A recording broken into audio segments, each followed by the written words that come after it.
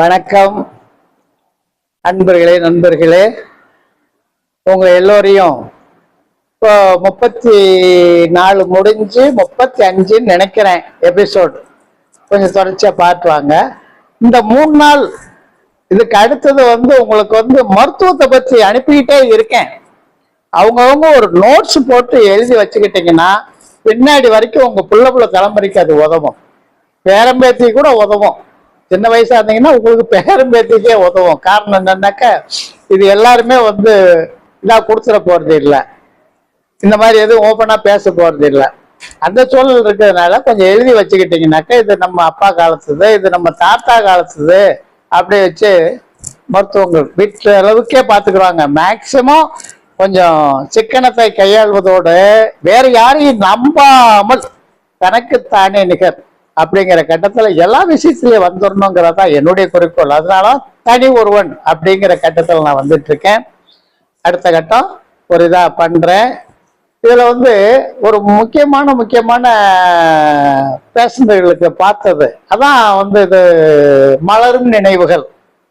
அந்த மலரும் நினைவுகள்ல இந்த 1986 88 வரைக்குமே அந்த ஆசிரமம் இருக்கிற போது இந்த அதலை பொதும்புன்னு இருக்குது, மதுரைக்கு பக்கத்துல அதலை பொதும்பு அப்படின்னு. அங்க இருந்து ஒரு கேஸை பாவம் நடக்க மாட்டாங்க, ரொம்ப மோசமா கொண்டு இறக்குறாங்க. ரிக்ஷாவில் கொண்டு இறக்குறாங்க. அப்படி இறக்குனா அந்த அம்மாவுக்கு பாண்ட்ரி விற்க மாதிரி வகுத்தே பெருசா இருக்கு. பாவம் கொஞ்சம் வயசுலயும் அதான் நடுத்தர வயசு. அதுக்கு ஒரே ஒரு பொண்ணு. அந்த அம்மா பேர் யாபத்துல இல்லை, அது மக லட்சுமி. அதுவே மேரேஜ் கொடுக்கணுமே, என்னடா செய்யறது, இப்படி ஒரு வியாதி வந்துருச்சே அப்படிங்கிற ரொம்ப ஏழைப்பட்ட குடும்பம். கணவன், மனைவி, குழந்தை. அந்த பொண்ணு 3 பேர் தான் இருக்காங்க. ஏதோ ஒரு கூலி வேலையை பார்த்துக்கிட்டு சேர்த்துட்டு இருக்காங்க. இவங்களால வெளியில கொண்டு போய் மருத்துவம் பார்க்கறதுக்கு முடியல. அந்த நேரம் அங்கிருந்து நம்ம ஜிஹெச் கூப்பிட்டு போறது கூட வசதி வாய்ப்புகள் இல்லை. ஏன்னா அங்கிருந்து அங்க கொண்டு வரணுங்கிற போது வசதி வாய்ப்புகள் இல்லை. அந்த அளவுக்கு மோசமான ஒரு குடும்ப சூழ்நிலையில இருந்தவங்க. எப்படியோ ஒரு சாமி ஒருத்தர் இருக்காரு இந்த ஆசிரமத்துல இருக்கிற சாமி, கொஞ்சம் இலவசமாவே பண்ணி கொடுக்குறாரு. எதுவா இருந்தாலும் ஏழை எளிதர்களுக்கு நல்ல முறையில் செஞ்சு கொடுக்குறாருங்கிற பேரை எடுத்துக்கிட்டு என்ன பார்க்க வர்றாங்க. அந்த நேரம் நான் என்ன செஞ்சேன், ஆசிரமத்தினுடைய வேலையே அதிகமா இருக்கிறதுனால 7 பேர் இருந்தாங்க சிசிய சீடர்கள், பூராமே ஆம்பளை ஆளுங்க. ஒரே ஒரு ஆள் தான் என்ன பையன்தான் என்ன காட்டுல இளமையானது. அப்புறம் பூராமே என்ன காட்டுல மூத்தவங்க. அந்த பூசை புனஸ்காரங்களை எங்க பொழுது போய்கிட்டு இருக்கே தவிர மற்ற அந்த மருத்துவத்துல எதுவும் பண்ண முடியல. அப்போ ஒருத்தர் கேட்டாரு, செல்லூர்லயே லோக்கல்ல இருந்தவர் தான், ஒரு வைத்தியர். ஐயா, இங்க வரது நீங்க கொடுக்கக்கூடிய பேஷண்ட்களை நான் குணப்படுத்தாரேன் அப்படின்னு வந்திருந்தாரு. சரி, நம்ம ஆசிரமத்துக்கு அப்படி ஆள் தேவை தானே அப்படிங்கிற கட்டத்துல சரி இருங்கய்யா அப்படின்னாச்சு. முதல்ல அந்த கேஸ் வருது, இவருக்கு ஆள் அனுப்புறேன். ஏன்னா அப்பெல்லாம் செல்போன் எல்லாம் இல்லை, ஆள் தான் மெனக்கிட்டு போகணும் கூப்பிட்டு வர்றதுக்கு. அத மாதிரி போய் கூப்பிட்டு வந்துடுறாரு. உட்கார வச்சு கை பிடிச்சு பார்த்தா அவருக்கே என்னன்னு புரியல. பாண்ட்ரி வைக்க மாதிரி பெருசு இருக்கு. இன்னும் 4-5 குழந்தைய வச்சு சமந்துட்டு இருக்கிற பிரசவத்துல உள்ள பெண்ணுக்கு எப்படி இருக்குமோ அந்த மாதிரி வயிறு உப்பி போய் பல இருக்குது. தாங்க முடியல பாவம் வலி. அந்த ஒரு சூழ்நிலையில கையை பிடிச்சு பார்த்துட்டு அவர் என்ன செஞ்சாரு, ஒரு தொகையை சொன்னார். அப்போ என்ன சொன்னாரு, 7500 ரூபாய், 7000 ரூபாய், 7500 ரூபாய் வரைக்கும் செலவு வரும் அப்படின்னாரு. அன்றைக்கு சூழ்நிலைக்கு இந்த இப்ப உள்ள சூழ்நிலைக்கு 86ல எவ்வளவு பெரிய தொகை பாருங்களேன். 7 லட்சம் மாதிரி இல்லையா? அவங்களால அந்த அளவுக்கு பெற்று கட்ட முடியாத ஒரு சூழ்நிலை. எங்களால அவ்வளவு பண்ண முடியாதுங்கய்யா அப்படிங்கிறாங்க. அப்போ இது ஒரு குறிப்பு ஒண்ணு சொல்றேன். என்னை காத்து வரக்கூடிய அம்பாளுடைய வேலை அதுல இருக்கு. நல்லா கவனிங்க. சித்தனுடைய சோதனை இருக்கு, அம்பாளுடைய இது இருக்கு, கவனிப்பு. அப்போ உள்ள சூழ்நிலையில அவர் என்னால இவ்வளவு செய்ய முடியாதுங்கிற போது எனக்கு ஐயா சரி பார்த்து செய்யுங்கயா அப்படின்னு சொல்றேன். இல்லை சாமி, இதுக்கு மேல எல்லாம் குறைச்சு பண்ண முடியாது. அப்ப நான் சொல்ல, இங்க வாங்க, என்ன தேடி வந்துட்டாங்க. அந்த என்ன தேடி வர்றதுனாலயே நீங்க சொல்ற பாதி தொகை நான் தரேன், என்னுடைய கை காசை தரேன். பாதி தொகை நீங்க போட்டுக்கிறங்க, கொஞ்சம் முடிச்சு கொடுங்க, பாவமா இருக்கு அப்படின்னு. இல்லை சாமி, அந்த தொகைக்கு 7000 ரூபாய்க்கு குறைஞ்சு நான் கண்டிப்பா பண்ணவே முடியாதுன்ட்டு எனக்கு கொஞ்சம் கோபம் அதிகமா வந்துட்டது. சரி, இப்படிப்பட்ட ஆளுகளை நமக்கு தேவையில்லை. நாம எதையும் எதிர்பார்க்காம அள்ளி கொடுத்துட்டு அள்ளி செய்துட்டு போயிட்டு இருக்காங்க. சரிங்கய்யா, நீங்க போயிட்டு வாங்கயான்ட்டு போயிட்டு வாங்கயான்னு சொல்லிட்டு அந்த பொண்ணுடைய வீட்டுக்காரரை கூப்பிட்டு, இங்க மார்க்கெட் பக்கத்துல இருக்கு, நல்ல பெரிய பெரிய எலுமிச்சம்பழமா ஒரு 3 பழம் கொண்டு வாயான்னு. 3 எலுமிச்சம்பழம் கொஞ்சம் நல்ல தரமா இருக்கிற மாதிரி, நல்ல சாறு இருக்கிற மாதிரி பழத்த பழமா கொண்டு வாங்க, வாங்கிட்டு வாங்க அப்படின்னு. அதே போல ஓடி போய் வாங்கிட்டு வந்தார். அம்பாள்கிட்ட வச்சு, அம்பாள்னா யாரு, ஆதிசக்தி கிட்ட வச்சு சித்தர்களை வணங்கிட்டு கட்டிலே வச்சு நல்ல முறையில் ஏற்று அவங்களுடைய ஆசீர்வாதத்தை வாங்கிக்கிட்டு அந்த 3 பழத்தையும் அப்படியே கையில எடுத்து மடிய தரமா அப்படின்னு முந்தைய பழம் பிடிச்ச கேட்குது, எடுத்து வைக்கிறேன். 3 பழத்தையும் வச்சுட்டு அதுல கொஞ்சம் விபூதியும் எடுத்து கொடுத்துட்டு, இந்த பழத்தை இன்னைக்கு ஒண்ணு அறுத்து கொடு, ஒண்ணு அறுத்து ஜூஸாக புழிஞ்சிரு, தேவைப்பட்டா ஜீனியோ சர்க்கரையோ கூட போட்டுக்கலாம், கொஞ்சம் தண்ணி கலந்து கொடுத்துருள்ள. 3 கட்டி இருக்கு உள்ள, என்னுடைய பார்வைக்கு 3 கட்டி இருக்கு, 3 கட்டி உடைஞ்சனால இந்த வகுறு வத்தி போயிடுமியா அப்படிங்கிறேன். ரொம்ப சந்தோஷம் சாமின்ட்டு போறாங்க. போன உடனே ஒரு காயை அறுத்துறாங்க, ஒரு பழத்தை அறுத்து பொழிஞ்சு தண்ணி கொடுத்து தண்ணியில கலந்து சர்க்கரையை போட்டு கொடுத்த உடனே அந்த விபூதியும் கொஞ்சம் போட்டுறாங்க. அம்பாளுடைய மருந்து வேணும் இல்லையா, அதுக்கு போட்டு கொடுக்குறாங்க.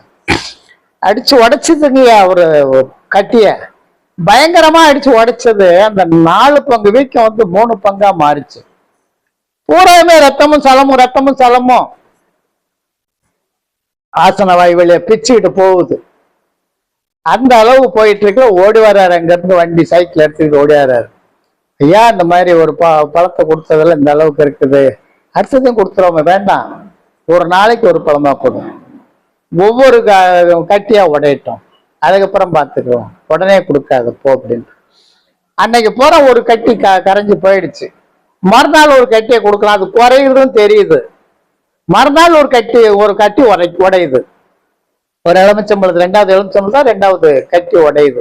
உடைஞ்சு தருன்னு பயங்கரமான வேகமா போகுது. 3/4 பாதிக்கு கீழே இறங்கிருச்சு வகுறு, அந்த வீக்கம். அதோட போறாம இது பண்ணி முடிக்க அன்னைக்கு போறாம போயிட்டு 3வது நாள் மறுபடியும் ஒரு பழத்தை அறுத்து பொழிஞ்சு ஜூஸ் ஆக்கி கொடுத்துட்றாங்க. கொடுத்தா அந்த 3வது கட்டி அடிபட்டு போகுது. சுத்தமா அடிச்சு போற, அது வயிறு அப்படியே ஒட்டி போயிடுது ஐயா. ஆமா, அந்த பெருமை யாருக்கு சேரும் தெரியுமா? சித்தர்களுக்கும் அந்த அம்பாள் ஈஸ்வரிக்கும் தான் சேரும். ஏன்னா அவங்களுடைய கருணையோட தான் நம்ம அந்த வேலை செஞ்சிட்டு இருக்கோம். அவங்க எனக்கு கொடுத்தாங்க அந்த யோசனையில, கூடா இப்படி செய்யடா போதும்டா அப்படின்ற அளவுக்கு கொடுத்தாங்க பாருங்க. எடுத்து கொடுத்து சுத்தமா 7000 ரூபாய் எங்க, அப்ப 7 லட்சம் ரூபாய். 7000 இன்னைக்கு, அது எனக்கு 7 லட்சம் ரூபாய். அந்த 7000மும் நின்று போச்சு. இந்த 3 எலுமிச்சம்பழத்திலே வேலை முடிஞ்சுச்சு. அதுக்கப்புறம் அந்த அம்மா விழுந்து அழுதுச்சு, அம்மா ஐயா, என் பிள்ளை எப்படிடா நம்ம விட்டுட்டு செத்து போயிடும் போல் இருக்கு நான் நினைச்சேன். மகராசம் எனக்கு உயிர் பிச்சை போட்டீங்க, நல்லது. அத்தோடு என் பிள்ளைக்கு ஒரு நல்ல வரனா பார்த்து வர்ற மாதிரி எனக்கு அம்பாள்கிட்ட கேட்டு செய்யுங்கய்யா, நல்ல முறையில் இருக்கும், நாங்க எங்களை நல்ல முறையில் வாழ்த்தி அனுப்புங்கய்யா, நல்லா இருக்கம்மையா அப்படின்னு சொல்லிட்டு வாங்கி இது பண்ணிட்டு போனாங்க. அந்த இது அத்தோடையே சரியா போயிடுச்சு. அந்த வயிறு அதுக்கு மேல வீங்கவும் இல்லை, அந்த வலியும் இல்லை, எந்த தொந்தரவும் இல்லாம போயிடுச்சு. அப்புறம் ஒரு 6 மாசம் கழிச்சு, 6 மாசத்துக்குள்ள இருக்கும், வந்தாங்க. ஐயா, அந்த மாதிரி ஒரு பையன் பொண்ணை கேட்டு வர்றாங்க, கொடுக்கலாமான்னு உங்ககிட்ட கேட்டுட்டு போலாம் அப்படின்னு வந்தங்கய்யா அப்படின்னாங்க. பார்த்தேன், அம்பாள்கிட்ட கேட்டேன், அவனுக்கு அவதாண்டா, அவளுக்கு அவன் தாண்டா, பிடிச்சி வைங்கடா அப்படின்னுச்சு. அதே மாதிரி நல்ல முறையில் செய்யுங்கம்மா, பார்த்துக்கலாம். அது இந்த மாலை பூத்துருச்சு பிள்ளைக்கும், அவனுக்கே தான் அது நடக்குது, பண்ணுங்க அப்படின்னு. கொஞ்சம் ஐயாவோ தயவு செய்து நீங்க பிள்ளைகளை ஆசீர்வாதம் பண்ணணுங்கய்யா. இல்லைங்கய்யா, நாங்க அங்கிருந்து இங்க கொண்டு வந்தே ஆசீர்வாதம் வாங்கிக்கிறீங்க, எங்களால நீங்க அலைய வேண்டாம்யா. அவ்வளோ ஒரு பணிவான ஒரு பொம்பளையாவும் இருந்தது. நீங்க கூப்பிட்டு வாங்கப்பா, நான் ஒவ்வொரு இடமா வர முடியாது, அந்த இங்க உள்ள வர ஜனங்களை பார்க்க முடியாது, அதனால கூப்பிட்டு வாங்க, நான் இங்க பார்த்துட்டு அம்பாளோடு சேர்ந்து ஆசீர்வாதம் பண்றோம். அது போல வந்தாங்க, வந்து நல்ல முறையில தாலியை கட்டிட்டா வந்துச்சுங்க. ரெண்டுக்குமே எடுத்தது பண்ணிட்டு கையில ஆளுக்கு ஒரு கனிகளை கையில கொடுத்து நல்ல முறையில் போயிட்டாங்க. இன்னைக்கு வரைக்கும் அவங்க குழந்தை வீட்டோட நல்லா இருக்காங்கன்னு வச்சுக்கிறேங்க. அந்த மாதிரியே அந்த நேரம் நடந்த ஒரு மலரும் நினைவுகள்னு வச்சுக்கோங்களேன். ஐயா, இந்த நம்ம தனி ஒருவன் நிகழ்ச்சியில நான் நிறைய கொடுத்துக்கிட்டே வரேன். நல்லா கவனிச்சு பாருங்க, நிறைய கொடுத்துக்கிட்டே வர்றேன். இதுல வந்து ஒவ்வொருத்தரும் வந்து ரொம்ப கவனமா பார்த்து எங்களுக்கு வந்து ஷேர் பண்றாங்க. இதுல வந்து இன்ஸ்டாகிராம்லயும் வருது, ஃபேஸ்புக்லயும் வருது. Instagram and Facebook and YouTube, WhatsApp, இந்த நாள்லயுமே வருது. பல ரூபத்துல பல பிரிவுல வந்துட்டு இருக்குது. யாரா இருந்தாலுமே நீங்க வந்து அதை வந்து இதுல பண்ணி பாருங்க, எடுத்து பாருங்க. யூடியூப்லயும் சரி, இன்ஸ்டாகிராம்லயும் சரி தேடி பாருங்க, கண்டிப்பா கிடைக்கும். ஆனா ஒண்ணு, பசுமலை சசிகுமார் யூடியூப் சேனல்னு போடுங்க. அவர் போடுறது பூராமே அதுல வரும். உங்களுக்கு என்ன மட்டும் பார்க்கணும் அப்படின்னா கூடவே அந்த இடத்துல தனி ஒருவன் போட்டுருங்க. கிளீனா எல்லாமே உடையோடு எல்லாம் பார்த்துடலாம். எல்லாத்துக்குமே ஷேர் பண்ணுங்க, எங்களுக்கு கமெண்ட் பண்ணுங்க. புரியுதுங்களா? சந்தோஷம். வாழ்க வளமுடன்.